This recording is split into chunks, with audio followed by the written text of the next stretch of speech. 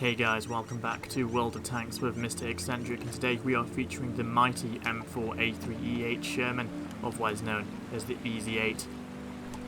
Today we are featuring no ordinary Sherman. In fact, this particular tank is a regular Hollywood superstar, currently living in the Bovington Tank Museum within the UK. So this is the Fury, commanded here today by knockoff Brad Pitt to avoid any licensing concerns. Before I jump into the review, I would like to discuss the main differences between this and the regular Sherman at the top of the screen. So there are numerous differences between the original production variant of the M4A1 and the Easy 8. Noticeably, the traditional M4 had a cast hull, whereas the Fury here is fully welded, as you can tell with the straighter armour profile. Over 49,000 Shermans were produced between 1942 and 45, with 2,600 being under the Easy 8 designation. So the Easy 8 here is armed with the high velocity 76mm cannon as opposed to the traditional 75mm dual purpose M3 cannon on the regular Shermans.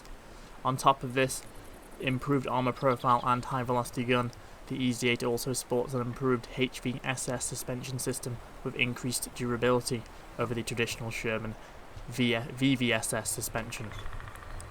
If a set of the HVS suspension system was damaged, it could quickly be replaced with a new set, unlike the cumbersome interlever torsion bar suspension in the larger German tanks. However, this did provide the Germans with better cross-country mobility, as the weight of the vehicle was more evenly dispersed, thus reducing the ground pressure. So this tank was sold back in 2014 when the movie Fury was premiered. I did pick this up because I'm awful with managing my money. But then again, it is a pretty solid tier 6 premium tank, so I can't really complain. So with the Fury we get a whopping 115 average damage with 128 average penetration, which back in the day was pretty good. However, newer tanks and power group kind of reduced that effectiveness. But to combat this, it does have a remarkable rate of fire, 22 rounds a minute on my setup, with a 2.6 second reload, letting you stick out 2,600 DPM. Now there's soon to be tier 10 Italian heavy tanks that wish they had 2,600 DPM. Anyway, moving on, we've got 840 hit points, 64mm of frontal armour on both the turret and the hull. However, 64mm is not really going to save you, unlike the incredible plot armour the Fury has inside the movie. However, if you do angle the armour and use its 10 degrees of gun depression, you can sometimes pull off miracle bounces from the top hull and the gun mantlet. So, back to mobility. It's a 34 ton, nearly 35 ton vehicle with a 500 horsepower engine, giving you 15 specific power. With a top speed of 42 kilometers an hour, it's not the fastest, just like the old Centurions before they were buffed. But it's enough to get you around the battlefield pretty comfortably. However, it's not you're not talking Cromwell mobility right here. So stationary, the camouflage in the vehicle isn't brilliant. It's quite a tall tank, so you only got minus 18% camo rating when you're sitting still and minus 15% on the move. That is pretty good, and it can pull you out of some situations, but it's not impressive. However, I am running 457 meters view range with my knockoff Brad Pitt and movie crew. I do believe that view range is the king at the moment inside World of Tanks, especially with a lot of engagements happening over longer distances, quite a lot of camping involved, so having that first shot advantage really does come in handy. So here we are in the replay on Lakeville today. So I'm joined by the Happy Egg and Wider 66 inside their KV-2Rs. Originally the plan was to push through the town on the 8 and 9 line, sweep around and then take the enemy base. However, that idea soon changed, as you're about to clearly see. So we're moving down, progressing into the town, then I noticed that none of our light tanks seem to have taken an interest in the 4 line. Pretty poor play there, getting some vision down the centre. Although not useful, no one really uses this to push straight down like we did back in the day with those crazy light tank rushes, but it's still good to have a few tanks here just to notice anyone moving. Now I do see that tree fall down there, and I did believe at first that was from the AMD. However, turns out there's another cheeky light tank going into the traditional scouting position. I do put 2 and 2 together here when I'm spotted by that T-34-85 and see a round coming from my left. So there's clearly a light tank sitting in those bushes, and that's going to be the T-50-2 or the Type 64 looking at the team loadout. So I reversed down, put my gun mantle towards the incoming fire, and luckily bounced the return shot. And it was in fact the T-50-2 there hiding in the normal scouting position. So I'm trying to feather a cheeky shot in there because it's more than likely going to be confident enough now to go back into the bush. However, I'm quickly distracted by the T-150. Now I do switch to the premium ammunition here. I need that higher penetration and much higher velocity to ensure I get at least a couple of hits in there on the T-150 as he crosses in the open. That higher velocity really does help out in these long range shooting. I know I am still firing the gold rounds, and to be honest, you know, I drive an E100, I'm shot at with gold every day of my life, so I think I deserve to fire a bit back in return, especially when you're only rocking 120 pen on a tank that really hasn't changed in 7 years' time.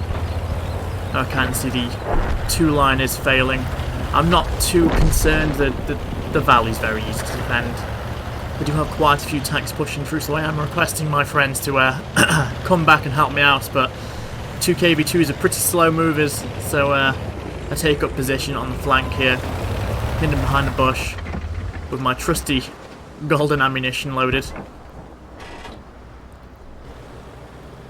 I can see our team falling back here, the A and B not knowing what to do. Here we are, traditional World War II engagement, Sherman versus Panther. Let's see who's going to win. So I'm trying to catch him out here, I'm making sure I'm only exposing myself to the VK here and none of his friends. Did try and track him down, unfortunately, didn't quite manage to get enough damage out. See a Crusader, newly buffed tier 6 British light tank here. I remember it was back in tier 5 days, 10 years ago, when the British tanks first came out. So here I'm pulling back and I'm waiting for 10 seconds just to ensure I'm not spotted so I can flank around, dupe these guys thinking I'm still in the corner when in fact I'm moving around and trying to catch this VK out. So here we are using the gun depression, only exposing the bare minimum amount of my tank and putting round after round into the lower plate with this VK 3002M. So there we are, eliminating him. Still firing the gold, I'm not even sorry. Trying to plug some rounds in the side of the T-150, he is the threat here, the Crusader. Anyone can deal with, whereas the T-150, he's got a 300 alpha damage cannon. However, I can see the Crusader running. The T-150 doesn't seem to be too bothered about shooting anybody, so taking my time here, making sure I'm only being shot by one tank at a time. T-3485 firing HE at me as he was unable to penetrate his first round. Fortunately, did manage to knock my gun out. So I had to quickly repair that, and then again, you can see my M4A1 FL10 putting some fire down there.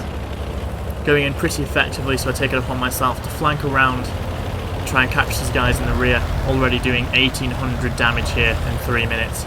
Inside a tier 6 tank, really just due to this blistering rate of fire on the Fury. So we notice the Type 64.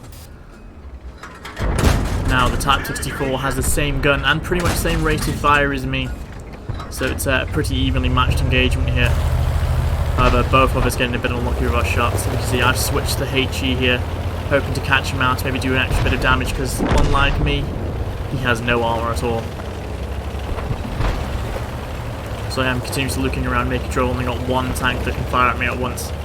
Looks like our team's going to be perfectly fine dealing with that T-34, so I decide to push down and chase this Type 64 as he's running. So it's clear he's running around the right side of this rock. I do expect to catch him here, but unfortunately he's quite a bit faster than me. But I'm still expecting to be on the right side here. And there he is, pops to my right, so I've got a cheeky HE pen into his side and then go in for the ramp. And then finish him off with 2 quick follow-up rounds, however he is capable of putting 2 into me as well. Here we go, the Burt. Got a .36 actually letting me down there on that second shot, but oh well. Get the spotting damage regardless. So around 2.4 thousand damage, 140 spotting and 360 bounced. Shocking to have bounce shots, to be fair, in Sherman. So here we have the rear of a WZ. So we're going for the tracking shot straight away. He does have quite a good gun, 250 alpha damage. I don't want to really take that to the face. So I'm just repeatedly tracking him, making sure there's always damage on that suspension so he can't repair. And my kind of annoyed friends there in the KB2s clobber me in the back of the head. That's 2.8k damage and 400 spotting in 5 minutes. So here we are with the end plates of that battle on Lakeville. So we've got a mastery badge, 78,000 credits and 13,000 experience points, and a high caliber to boot, with 2.8k damage and 663 spotting damage and 3 kills. Checking the team score, I'm first, 2.8k damage, 1300, nearly 1400 experience points there. My two friends doing 1200 apiece in the KV2s. On the details report, so we can see 37 shots fired, 27 hits and 24 pens. It's pretty good going. In the Sherman I aren't afraid of just firing random shots and hoping for the best, especially when you've got over 70 rounds of ammunition in the tank. However, you can see my premium consumables and ammunition costs costing me 68 grand there. So even though I did make 78k profit, I only came away with a negative 16 grand in the kitty. However, I aren't particularly bothered. My Fury is one of those tanks I don't mind spending a bit of money on. Anyway, thank you for watching the replay today, guys, and I shall catch you next time.